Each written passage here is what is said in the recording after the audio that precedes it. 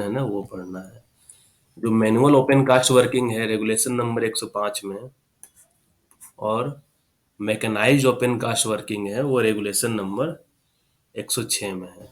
तो हम लोग पहले मैनुअल ओपन कास्ट वर्किंग में पढ़ेंगे। क्या पढ़ेंगे इसमें, देखो कल जो बताए हैं, बेंच फेस एंगल, ठीक है ना, बेंच हाइट, बेंच विड्थ, उसी का हम लोग यहाँ पे यूज करेंगे। आ रहे पप्पू, तुम्हारे भी क्वेश्चन में आएंगे। ये ध्यान रखना, जो हम लोग अल्टीमेट पिट स्लोप एंगल पढ़े हैं, ठीक है ना, अल्टीमेट पिट स्लोप एंगल या ओवरऑल, दोनों सेम ही चीज है, कंफ्यूज नहीं करना, ठीक है ना, ओवरऑल स्लोप एंगल। या कोई अगर कल पूछा था ना कि पिट स्लोप एंगल क्या होता है, ऐसा पिट स्लोप एंगल यही कह सकते हैं क्या, कोई पूछा था, ठीक है ना। तो देखो पिट मतलब क्या होता है, एक तरीके से माइनस होता है, ठीक है ना। पिट मतलब क्या होता है, माइनस होता है। तो माइनस का स्लोप एंगल अगर बताएंगे तो हम लोग क्या बोलेंगे, ये अल्टीमेट को ही बोलेंगे, अल्टीमेट को ही माइनस का स्लोप एंगल बोलेंगे। इसलिए ultimate pit slope angle, overall slope angle और पिट स्लोप एंगल तीनों एक ही चीज है। तीनों क्या है, एक ही चीज है, इस चीज को ध्यान रखना। कभी अल्टीमेट यूज कर ले, क्योंकि पिट मतलब माइनस होता है। अल्टीमेट पिट स्लोप एंगल मतलब क्या, एकदम सबसे अंतिम छोर और सबसे नीचे वाला छोर, ठीक है ना, अल्टीमेट मतलब ये हो गया। तो ध्यान रखना, ये बॉटम मोस्ट बेंच का टो है, ठीक है ना, जो डिफिनेशन में आता है, क्योंकि लिखा हुआ तुमको मिल जाएगा, बॉटम मोस्ट जो बेंच है, बॉटम मोस्ट बेंच का टो और टॉप मोस्ट बेंच का क्रेस्ट, इस चीज को ध्यान रखना है। उल्टा उल्टा भी दे सकता है ऑप्शन में, टॉप मोस्ट बेंच का क्रेस्ट, ये जो इमेजिनरी लाइन ज्वाइन कर रहा है, और ये जो हॉरिजॉन्टल से जो एंगल बनता है वही ओवरऑल पिट स्लोप एंगल या अल्टीमेट पिट स्लोप एंगल वही कहलाता है। अब यहाँ पढ़ते हैं मैनुअल ओपन कास्ट वर्किंग का केस है, ठीक है ना। जब एलुवियल सॉइल है, मोरम है, ग्रेवल है, क्ले है, डेवरिस है और अदर सिमिलर ग्राउंड, मतलब एक तरीके से सॉफ्ट नेचर का, ये सब कैसा है, सारा सॉफ्ट नेचर का है।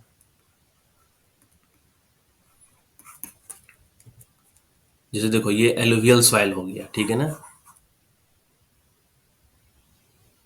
ये एलुवियल सॉइल हो गया, ये क्या हो गया तुम्हारा, ये क्ले हो गया, ये मोरम टाइप से चीज हो गया, ये ग्रेवल हो गया, ठीक है ना। तो ये सब के केस में क्या बोल रहा है, इस इस कंडीशन के लिए, ठीक है ना, कि जो side shall be sloped at an angle of safety not exceeding 45 degree, मतलब ये इसकी बात कर रहा है। ये जो बेंच है ना, ये जो हॉरिजॉन्टल जो एंगल बन रहा है, सिंपल अगर एक बेंच बनाते हैं हम, ये बेंच फेस हो गया, तो ये हॉरिजॉन्टल से जो एंगल बन रहा है ये 45 डिग्री से अधिक नहीं होना चाहिए।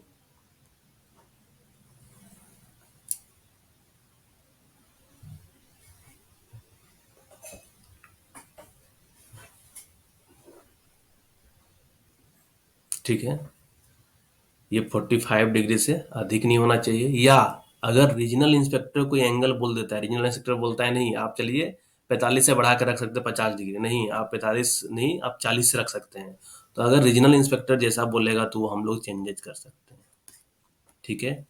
तो पहला ध्यान रखना ये चीज। दूसरा क्या है कि साइट्स को तो हम लोग बेंचिंग बना के काम करेंगे ही, जब भी करते हैं काम हम लोग बेंच बना के ही करते हैं, इस तरीके से, ठीक है ना, बेंच बना के काम कर रहे हैं। तो उस केस में बोल रहा है कि हाइट ऑफ एनी बेंच, ये जो vertical distance between crest and toe, ये जो डिस्टेंस है ये बेंच हाइट कहलाता है, ठीक है ना। The height of any bench 1.5 metre से अधिक नहीं होना चाहिए, ग्रेटर देन लिख के काट दिए मतलब अधिक नहीं होना चाहिए।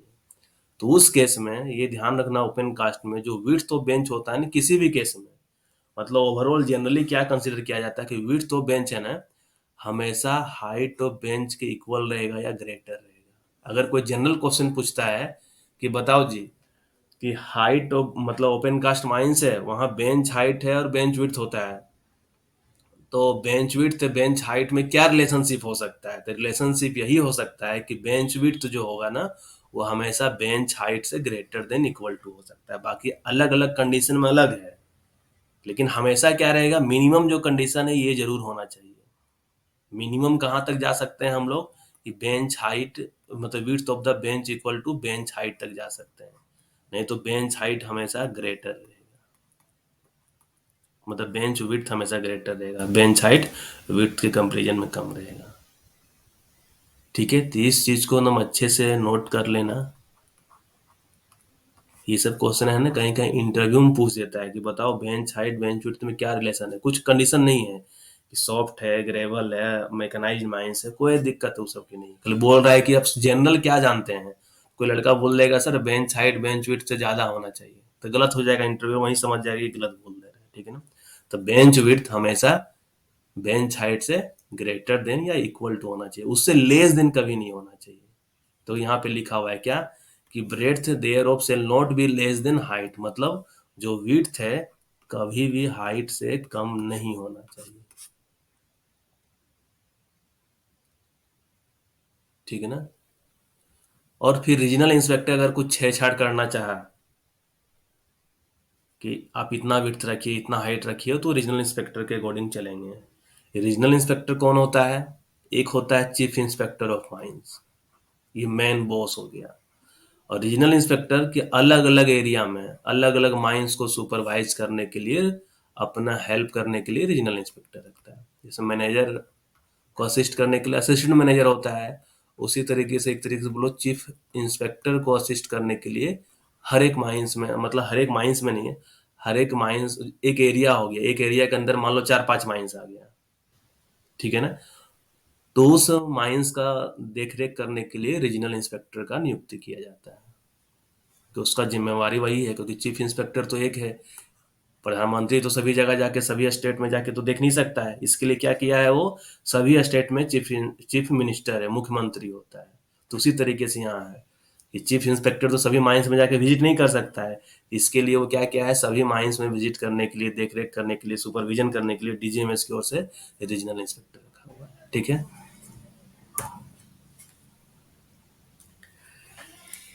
ये ध्यान रखना है, ये सखी पिलर इसी को बोला जाता है। ठीक है ना, हिंदी में बहुत लोग पढ़ोगे कि सखी पिलर क्या होता है, तो यही बता दे रहे हैं कि ओपन कास्ट में कहीं अगर पिलर छोड़ा जाता है इन सिटू में, मतलब क्या है कि ये एक लंबा चौड़ा मान लो एरिया था, ये कोलसिम था। एक स्लाइड हम खोलते हैं, वहां अच्छे से बेंच बना के तुम लोग को दिखाते हैं।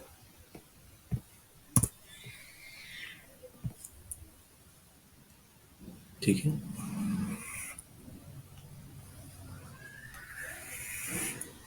ये मान लो इस तरीके से ये पूरा कोलसिम है। ठीक है ना, ये क्या है, कोलसिम है।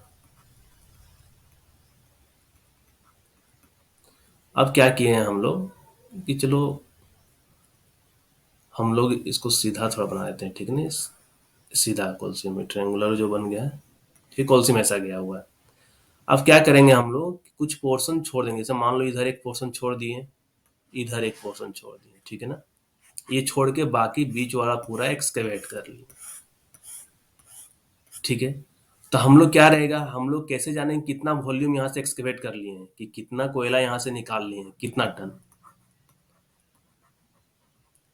तो पहले वॉल्यूम पता रहेगा कि हम लोग L into B into H क्या रहेगा, इससे वॉल्यूम निकल जाएगा क्यूबिक मीटर में। बाकी स्पेसिफिक ग्रेविटी डेंसिटी से मल्टीप्लाई कर देंगे, कोयला टन में आ जाएगा, है ना। डेंसिटी से मल्टीप्लाई कर देंगे तो कोयला टन में आ जाएगा। तो क्या है कि ये मान लो इधर भी तो कोयला सीमित इस तरीके से गया होगा ना, ये इसका इधर विड्थ हो गया, ये क्या हो गया, ये लेंथ हो गया, लंबाई, ये हो गया उसका चौड़ाई, और हाइट कहाँ से लेंगे, ये वाला हाइट हो गया। तो वही बोल रहा है कि जहां पे, तो हम लोग हाइट क्या है कि ये जो पिलर छोड़े हैं इससे हम लोग हाइट ले लिए। ठीक है ना, ये हाइट ले लिए, और लेंथ विड्थ हम लोग को फील्ड से पता चल जाएगा कितना एरिया हम लोग लंबा चौड़ा एरिया खाली किए हैं। ठीक है ना, बेंच का कौन सा एरिया हम लोग खाली किए हैं। तो क्या है यहाँ पे कि जहाँ पे कोई पिलर छोड़ा जाता है इन सितु मतलब क्या, ओरिजिनल स्टेट में, मतलब उसके साथ हम कोई छेड़छाड़ नहीं किए हैं। इधर निकाल लिए हैं इसको एकदम इसमें हम कोई छेड़छाड़ नहीं किए हैं, ओरिजिनल कंडीशन में है। ठीक है ना, for the purpose of measurement तो उसका हाइट जो होना चाहिए 2.5 मीटर से अधिक नहीं होना चाहिए। और जब पिलर का हाइट 1.25 मीटर से अधिक हो जाएगा, तो उस केस में बेस जो रहेगा पिलर का, उसका डायमीटर मतलब not less than 1.5 metre in diameter. मतलब कैसा पिलर छोड़ रहे हैं, जो सखी पिलर छोड़ रहे हैं वो सिलेंड्रिकल शेप का छोड़ रहे हैं, इस तरीके से, ठीक है ना। इस तरीके से छोड़ रहे, क्या बोल रहा है कि ये जो पिलर छोड़ रहे हैं इसका हाइट 2.5 मीटर से अधिक नहीं होना चाहिए। पहला कंडीशन ये है कि हाइट क्या होना चाहिए, 2.5 मीटर से अधिक नहीं होना चाहिए। बट जहां पे अगर हाइट, इफ हाइट किसी जगह पे 1.25 मीटर से अधिक हो रहा है, अगर 1.25 मीटर से एक्सीड कर रहा है, तो उस केस में ये जो बेस रहेगा ना, ये जो बेस रहेगा, base of the pillar shall not be less than 1.5 metre in diameter. मतलब ये जो बेस पिलर का रहेगा इसका डायमीटर कितना रहेगा, 1.5 मीटर से कम नहीं रहेगा। मतलब ग्रेटर देन इक्वल टू रह सकता है, डाया कम नहीं रहेगा 1.5 मीटर से। मतलब क्या, ये पिलर किस फॉर्म में रहेगा, सर्कुलर फॉर्म में, ठीक है ना। इस तरीके से रहेगा, नीचे बेलन, बेलन बोलो, बेलन सिलेंडर किस तरीके से बनाते हैं, इसी तरीके से बनाते हैं सिलेंडर, इस तरीके का पिलर है। क्या बोल रहा है, इसका हाइट 2.5 मीटर से अधिक नहीं होना चाहिए, हाइट। और जब इसका हाइट 1.25 मीटर से अधिक हो जाता है, तो उस केस में ये जो बेस रहेगा ना, बेस क्या है, डायमीटर, त्रिज्या की बात करेंगे यहाँ पे, व्यास की बात करेंगे, तो इसका डायमीटर क्या रहेगा, वो 1.5 मीटर से कम नहीं होना चाहिए। मतलब diameter greater than equal to 1.5 metre होना चाहिए। डायमीटर मतलब क्या, एक तरीके से वो विड्थ की बात कर दिया, बेस मतलब क्या, एक तरीके से विड्थ की ही बात कर दिया। तो विड्थ क्या बोल दिया है कि 1.25 से, जैसे अगर हाइट एक्सीड कर रहा है तो मैंने देखो यहाँ विड्थ क्या हो जाएगा, एक तरीके से डायमीटर मतलब क्या, चौड़ाई बोल दिया है। एक्चुअल में ये विड्थ की बात करना चाह रहा है, लेकिन डायमीटर टर्म यूज किया हुआ है। तो क्या हमेशा बेंच हाइट से ज्यादा ही रहेगा, तो ये 1.5 से कम नहीं होना चाहिए। तो डाटा को याद रखना है। ये सारा किस लिए कर रहे हैं हम लोग, मैनुअल ओपन कास्ट वर्किंग कर रहे हैं, कि जहां पे आदमी मैनुअली काम कर रहा है। अब नेक्स्ट केस आते हैं कोयला के केस में। कोयला के केस में क्या बोल रहा है कि यहाँ पे भी जो स्टार्टिंग में सॉफ्ट मोरम ग्रेवल क्ले के केस में पढ़े थे, कि जब मैनुअल ओपन कास्ट वर्किंग चल रहा है, तो ये बेंच का जो स्लोप एंगल है या बेंच का जो फेस एंगल है, सिंगल सिंगल बेंच का, ये 45 डिग्री से अधिक नहीं होना चाहिए, ठीक है ना। और जब हाइट अगर बेंच का, और हाइट ऑफ किसी भी बेंच का 3 मीटर से अधिक नहीं होना चाहिए। जब मैनुअल ओपन कास्ट वर्किंग करते हैं, तो उस केस में अगर बोलता है कि कोल सीम है, तो उसमें बेंच हाइट हम लोग मैक्सिमम कितना रख सकते हैं, 3 मीटर रख सकते हैं, 3 मीटर से अधिक नहीं रख सकते हैं। तो उस केस में विड्थ क्या होगा, विड्थ जो होगा वो हाइट से कम नहीं होगा, विड्थ हाइट से कम नहीं होगा। मतलब क्या, width greater than equal to height, मतलब 3 मीटर से ज्यादा होगा। विड्थ क्या होगा, greater than equal to height, मतलब 3 मीटर होगा या 3 से ज्यादा होगा, उससे कम नहीं रख सकते हैं, ठीक है। आ रहा है समझ में सभी को।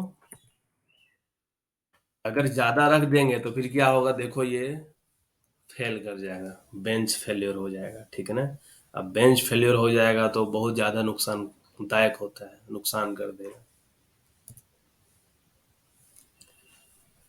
ये जो भी था, हम लोग पहला स्टार्टिंग केस किसके लिए पढ़े थे, क्ले, ग्रेवल, डेब्रिज, मोरम, ये सब के लिए पढ़े थे।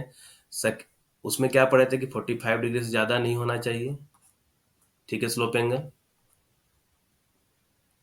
बेंच हाइट 1.5 मीटर से अधिक नहीं होना चाहिए, तो विड्थ 1.5 मीटर से कम नहीं होना चाहिए। और जब कोई पिलर का छोड़ रहे हैं सकी पिलर वाला, तो हाइट 2.5 मीटर से अधिक नहीं होना चाहिए। और अगर कहीं हाइट 1.25 मीटर से अधिक हो रहा है, तो उस केस में जो डायमीटर रहेगा वो 1.5 मीटर से कम नहीं होगा।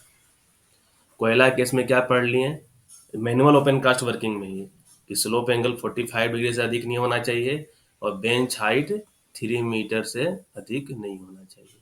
तो विड्थ बेंच हाइट से हमेशा ग्रेटर देन इक्वल टू होना चाहिए, लेस देन नहीं होना चाहिए, ठीक है। अब पढ़ते हैं क्या कि जब हार्ड और कॉम्पैक्ट ग्राउंड रहा, मतलब बहुत हार्ड ग्राउंड मिल गया, तो उस केस में क्या करेंगे? मैनुअल ओपन कास्ट वर्किंग ही कर रहे हैं, ठीक है ना। तो हार्ड और कॉम्पैक्ट ग्राउंड में हाइट जो रहेगा बेंच का, वो 6 मीटर से अधिक नहीं होना चाहिए। Height of any bench shall not exceed 6 metre, ठीक है। तो बहुत ही ज्यादा इंपॉर्टेंट है, पहला दूसरा तीसरा चौथा पॉइंट, बस उसका तुम लोग को सिंगल लाइन में, सिंगल लाइन क्या, वो तुम लोग का हाफ पेज में पूरा यहाँ से यहाँ तक का कंप्लीट नोट्स होना चाहिए, कि एग्जाम के टाइम में तुरंत क्विक रिवीजन हो जाए, देखने की जरूरत ना पड़े कि रेगुलेशन नंबर 105 में क्या दिया हुआ है, 106 में क्या दिया हुआ है, ठीक है। अब क्या है,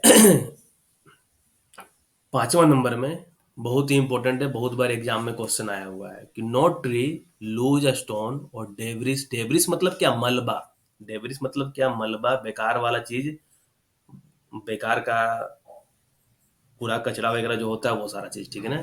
कि कोई भी ट्री या हम लोग लूज स्टोन या कुछ वैसा मलबा हम लोग अलाउ नहीं करेंगे to remain within a distance of 3 metre from the edge और साइड ऑफ द एक्सकेवेशन, ठीक है।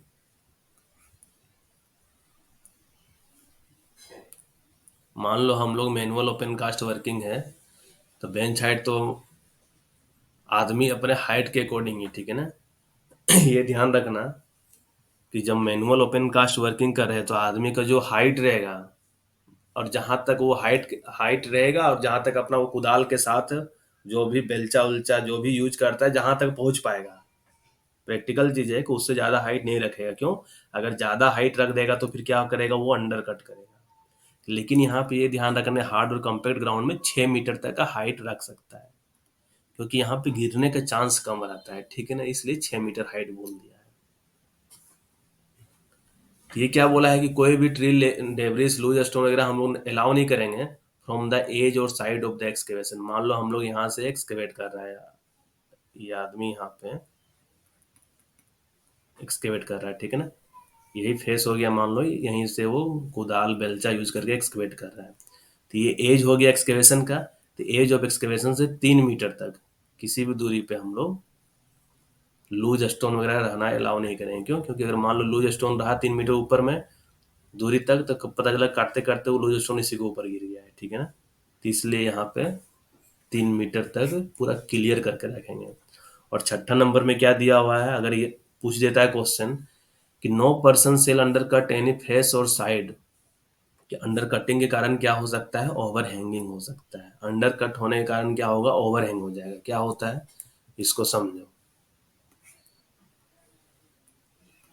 ये कब होता है? जब बेंच हाइट ज्यादा रख देंगे या चोरी वगैरह कोई करना चाहता है, जैसे चोर लोग क्या करता है, वो यहीं से काट के अंदर घुस जाएगा, ठीक है ना।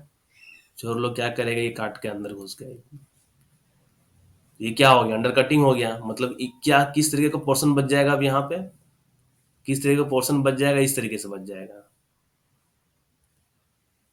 मतलब यहाँ वाला मटेरियल बीच वाला खाली कर दिया है, बीच वाला मटेरियल यहाँ वाला खाली कर दिया है, तो क्या हो गया एक तरीके से, ये क्या हो गया, ये अंडर कट हो गया। ये क्या कहलाया, अंडर कट। तो ऊपर वाला क्या हुआ, इसके ऊपर लटक गया है, ये जो ऊपर वाला पोर्शन है ये बेंच, ये क्या हो गया, इसके ऊपर लटक गया था, इसलिए इसको ओवरहैंग बोलते हैं। क्या हो गया है, ओवरहैंग कर गया।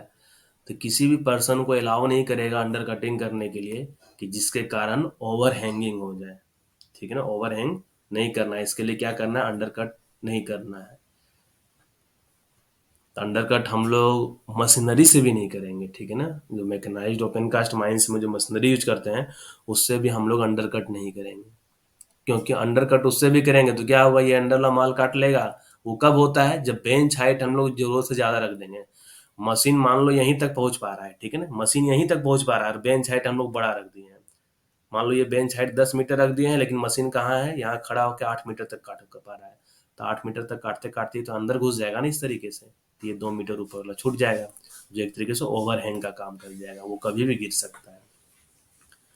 क्योंकि जब तक इसको सपोर्ट मिल रहा है वो टिका हुआ रहेगा, लेकिन एक ऐसा सिचुएशन आएगा कि जब वो लोड लेना, ये वाला 2 मीटर ये जो डिस्टेंस एक्सकवेट कर लिया है और ऊपर वाला जो 2 मीटर बचा हुआ है वो लोड लेना बंद कर देगा। जैसे लोड लेना फेल करेगा ये तुरंत ही ऊपर से नीचे कोलेप्स कर जाएगा। तो ये मैनुअल ओपन कास्ट वर्किंग था। तुम लोग का कितना लाइन में नोट्स बनना चाहिए? एक लाइन इसके लिए,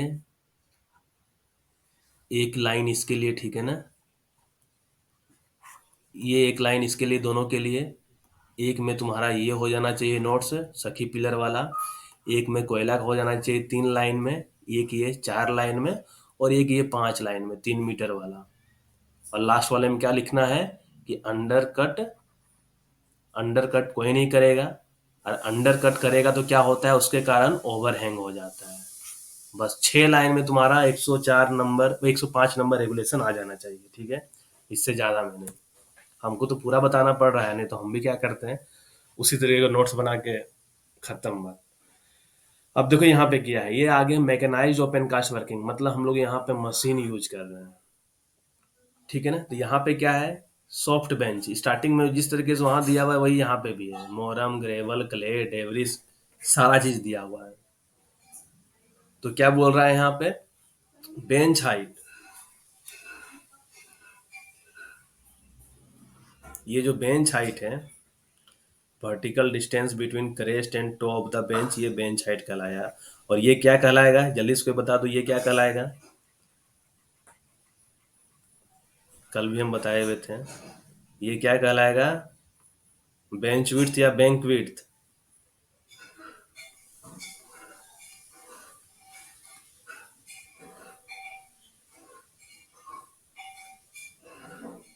वेट कर रहे हैं रिप्लाई का। ये क्या कहलाएगा, बेंच विड्थ या bank width? Horizontal projection of bench face है ये, तो क्या कहलाएगा, बैंक विड्थ, ठीक है? ये बैंक विड्थ कहलाया। और बेंच विड्थ क्या कहलाता है, ये कहलाता है बेंच विड्थ, कि horizontal distance between the crest of bench और toe of the immediate upper bench. ये ऊपर वाला जो बेंच इसका टो, और ये नीचे वाले बेंच का क्रेस्ट जो मिल रहा है, हॉरिजॉन्टल जो डिस्टेंस हो रहा है, ये बेंच विड्थ का है। तो मैकेनाइज्ड ओपन कास्ट वर्किंग है, मतलब क्या है, यहाँ पे मशीन आ गया। जब आदमी लोडिंग करता है तो क्या करता है, आदमी केस में क्या बोल रहे थे कि 1.5 मीटर बेंच हाइट रहेगा, ठीक है ना? और आदमी क्या कर रहा है, वो तो बेलचा, कुदाल, गेता यही चलाएगा, उसी से कोयला निकालेगा, ठीक है ना? और वो लोड किस पे करता है, मान लो वो नीचे रहा धामा, धामा वगैरह पे लोड कर दिया। धामा लोकल लैंग्वेज में हम बोल रहे हैं, क्योंकि बहुत धामा को तोड़े हैं इसलिए, ठीक है? अरे जिसमें सीमेंट वगैरह नहीं, मिस्त्री लोग जो काम करता है जिसमें बालू सीमेंट वगैरह उठाता है, तो वैसा ही। लेकिन यहाँ क्या आ गया, हम लोग मशीन यूज कर रहे हैं, तो मशीन यूज कर रहे हैं तो क्या लगेगा, यहाँ पे सोवेल लगेगा, इस फेस में क्या लगेगा, सोवेल लगेगा, ठीक है ना? इसके साथ में डंपर लगेगा, क्या लगेगा यहाँ पे, डंपर। तो सॉइल डंपर का चौड़ाई के अनुसार हमको क्या रखना होगा, बेंच का चौड़ाई रखना होगा, बेंच का विड्थ रखना होगा, ठीक है ना? तो वही यहाँ पे है कि क्या, कि ओपन कास्ट मतलब मैकेनाइज्ड के केस में बेंच हाइट 3 मीटर से अधिक नहीं होना चाहिए। और जो बेंच का विड्थ रहेगा, जो बेंच विड्थ रहेगा, वो 3 times the bench height, not less then 3 times the bench height, मतलब ग्रेटर देन इक्वल टू ये, ठीक है ना? अब देखो मैकेनाइज्ड की बात कर रहा है, क्यों? हम लोग अभी जो ओपन कास्ट मैनुअल पढ़े थे तो वहाँ 1.5 मीटर से अधिक नहीं होना चाहिए था, और बेंच विड्थ क्या था कि हाइट से कम नहीं होना चाहिए था। लेकिन यहाँ पे क्या बोल दिया है कि 3 गुना से कम नहीं होना चाहिए। मतलब ऐसा क्वेश्चन एग्जाम में दे सकता है कि bench height mechanised open cast working के केस में 2.5 मीटर है, कि bench height mechanised open cast working case में 2.5 मीटर है, तो मिनिमम बेंच विड्थ क्या होगा, तो मिनिमम बेंच विड्थ 3 इंटू 2.5, मतलब 7.5 मीटर से कम नहीं होगा। 7.5 मीटर या उससे ज्यादा होगा, इससे कम नहीं रख सकते हैं। तो यहाँ से क्वेश्चन बनता है, और ये क्वेश्चन हम टेस्ट में भी देते हैं तुम लोग को, ठीक है? क्योंकि देखो हम बता दिए कि मशीनरी यूज कर रहे हैं हम लोग, सॉवेल डंपर यूज कर रहे हैं, तो उसके लिए तो स्पेस चाहिए, इसलिए 3 गुना, इसलिए 3 गुना हो गया। इस चीज का ध्यान रखना है। और मैक्सिमम कहाँ तक जा सकता है, मान लो बेंच हाइट है कि 3 मीटर से अधिक नहीं होना चाहिए, तो उस केस में जो मिनिमम बेंच विड्थ होगा, minimum bench width 9 metre, 9 metre से या उससे ज्यादा ही रखेंगे, इससे कम नहीं रखेंगे, ठीक है। अब बात आता है, ये किसके लिए बात किया है, ये बात किया है मोरम, ग्रेवल, क्ले, डेवरिस वगैरह के लिए। अब आता है कोयले की बात और ओवरबर्डन की बात, कि उस केस में यहाँ पे हम लोग बेंच हाइट क्या रखेंगे, यहाँ पे हम लोग बेंच हाइट क्या रखेंगे। तो बेंच हाइट रखेंगे डिगिंग हाइट और reach of the excavation machine used in digging, excavation और रिमूवल, ठीक है ना। कि मतलब जो भी अपना एक्सकेवेशन मशीन है, जो भी एक्सकेवेटर यूज कर रहे हैं, जो भी यहाँ पे एक्सकेवेटर यूज कर रहे हैं, ठीक है ना, जो भी एक्सकेवेटर यूज कर रहे हैं, ये जहां तक पहुंच पा रहा है, जहां तक इसका बकेट का रीच है, ठीक है ना, जहां तक ये पहुंच पा रहा है, तो उससे ज्यादा बेंच हाइट नहीं रखेंगे, या digging height of the more than the digging height और reach of the excavation machine, ठीक है ना, जहां तक इसका बकेट पहुंच पा रहा है उससे ज्यादा हम लोग हाइट नहीं रखेंगे, ठीक है। ये हाइट की बात हो गया।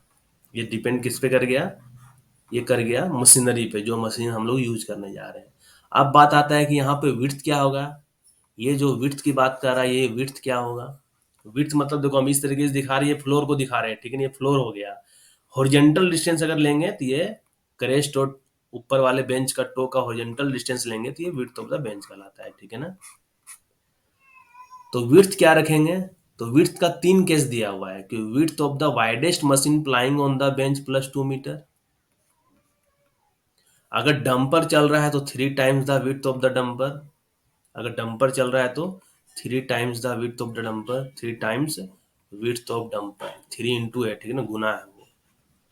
या बेंच हाइट, तीनों में जो ज्यादा होगा हम लोग उस हाइट को रखेंगे, तीनों में जो ज्यादा होगा वो हाइट को रखेंगे। जैसे यहाँ से एक क्वेश्चन आता है कि बेंच हाइट 7 मीटर है, ठीक है ना, बेंच हाइट कितना है, 7 मीटर है। जो widest machine plying on the bench हो रहा है, वाइडेस्ट मशीन, ये दिया हुआ है 8 मीटर, ठीक है। और डंपर चल रहा है,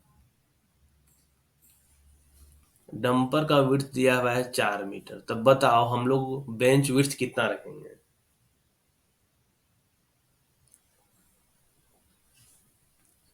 बेंच हाइट 7 मीटर दिया हुआ है, जो वाइडेस्ट मशीन दौड़ रहा है, बेंच में चल रहा है, वो 8 मीटर का है, और डंपर का चौड़ाई 4 मीटर का है। तो तीनों में ए बी सी तीनों केस में जो ज्यादा होगा ना, जो ज्यादा होगा वो क्या हो जाएगा, बेंच विड्थ हो जाएगा। तो क्या हो रहा है देख लो, डंपर के केस में क्या आ जाएगा, 3 इंटू 4 मतलब ये 12 आ जाएगा। बेंच हाइट 7 मीटर दिया हुआ है, width of the widest machine 8 दिया हुआ है, +2 मतलब 10। तीनों में कौन आ रहा है ज्यादा, 12 मीटर, तो ये 12 मीटर हो जाएगा। तो देखो ऐसा क्वेश्चन एग्जाम में आ सकता है, आ जाएगा, तो तुम्हारा ये माइंड में स्ट्राइक करना चाहिए कि मैकेनाइज्ड ओपन कास्ट वर्किंग में जब कोयला या ओवरबर्डन का बेंच बनाना है तो बेंच हाइट किस पे डिपेंड करता है। जब बेंच हाइट हम लोग बना लिए, डिसाइड कर लिए, तो विड्थ ऑफ द बेंच क्या होना चाहिए, विड्थ ऑफ द बेंच के लिए 3 कंडीशन है, विड्थ ऑफ द बेंच के लिए 3 कंडीशन है, ठीक है ना। अगर यहीं पे दे दिया रहता है कि हाइट ऑफ बेंच 13 मीटर है, ठीक है ना, हाइट ऑफ बेंच 13 मीटर है, और width of the widest machine जो प्लाइंग ऑन द बेंच है वो मान लो 5-7 मीटर का है, और जो डंपर चल रहा है, डंपर का विड्थ दिया हुआ है 4 मीटर का है, तो उस केस में कितना रहना चाहिए, बेंच का विड्थ क्या होना चाहिए बताओ तो। अगर बेंच हाइट 13 मीटर दिया हुआ है, width of the widest machine plying on the bench 7 metre दिया हुआ है, और डंपर का विड्थ 4 मीटर दिया हुआ है, तो उस केस में बेंच विड्थ क्या होगा,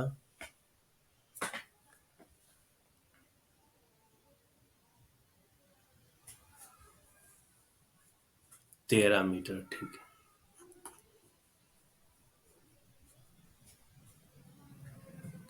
मैक्सिमम मिनिमम, वो देखो मशीन पे ही डिपेंड करेगा, ठीक है ना। मैक्सिमम मिनिमम जो रहेगा, क्योंकि जो अपना एक्सकेवेटर जो मैक्सिमम रीच जहां तक पहुंच सकता है उसके अकॉर्डिंग हम लोग बेंच हाइट रख सकते हैं, क्योंकि कोई भी मशीन मान लो, ड्रैगलाइन वगैरह क्या होता है कि बेंच के ऊपर में यहाँ बैठता है, ड्रैगलाइन वगैरह कहाँ यहाँ बैठता है, नीचे से माल उठाता है, ये नीचे से, ठीक है ना। तो वो हम लोग मशीन के अकॉर्डिंग ही कर सकते हैं। ठीक है, यहाँ पे लगता है पिछला कभी न्यूमेरिकल करवाए हुए थे, वो न्यूमेरिकल है। यहाँ पे क्या दिया हुआ है कि बेंच हाइट 15 मीटर है। बेंच हाइट क्या है, 15 मीटर है। विड्थ ऑफ द बेंच पूछे हुए हैं कि widest machine plying on the bench 17 metre का है और dumper plying on the bench 8 metre का है। तो क्या होगा बताओ तो, यहाँ पे ये भी बताइए तो, सोल्व करिए तो बेंच हाइट 15 मीटर है, वाइडेस्ट मशीन 17 मीटर का है और डंपर 8 मीटर का है। तो यहाँ पे बेंच हाइट मतलब बेंच विड्थ क्या होगा, मिनिमम, तो उससे कम नहीं होना चाहिए। तीनों केस के लिए निकाल लो। पहला केस हम लोग जानते हैं widest machine plying on the bench +2। Second case जानते हैं डंपर वाला, और थर्ड केस जानते हैं बेंच हाइट वाला। तीनों में कौन ज्यादा है, डंपर वाला। तो मतलब 24 मीटर से कम नहीं होना चाहिए। तो ऐसा क्वेश्चन हम टेस्ट में दिए हमें कितने बार, लेकिन लड़का लोग हर बार गलत करता है ऐसा क्वेश्चन।